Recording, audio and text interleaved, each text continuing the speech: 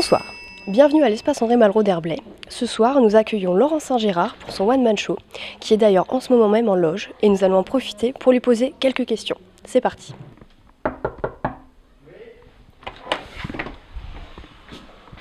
Alors Laurent, Oui. il s'agit de votre premier seul en scène, il me semble. Est-ce que c'est toi qui as écrit tes propres textes?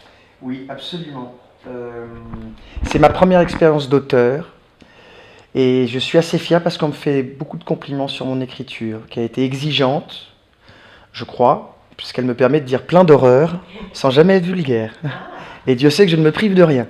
Et je suis très heureux de jouer ce soir à l'espace André Malraux, ici à Herblay. C'est ma 433e représentation. Ouais. Écoute, je suis très heureux.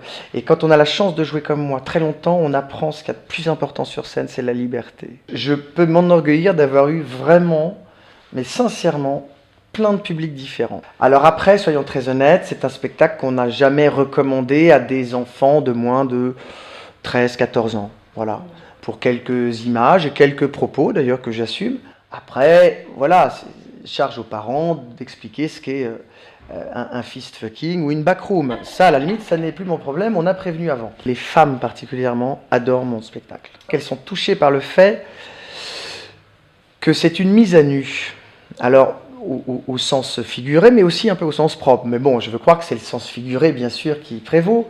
Quand on est sincère, c'est peut-être là qu'on est le plus séduisant. Alors je ne l'ai pas fait par calcul, je l'ai fait par honnêteté, parce que quand j'écrivais des choses qui n'étaient pas moi, ça ne marchait pas.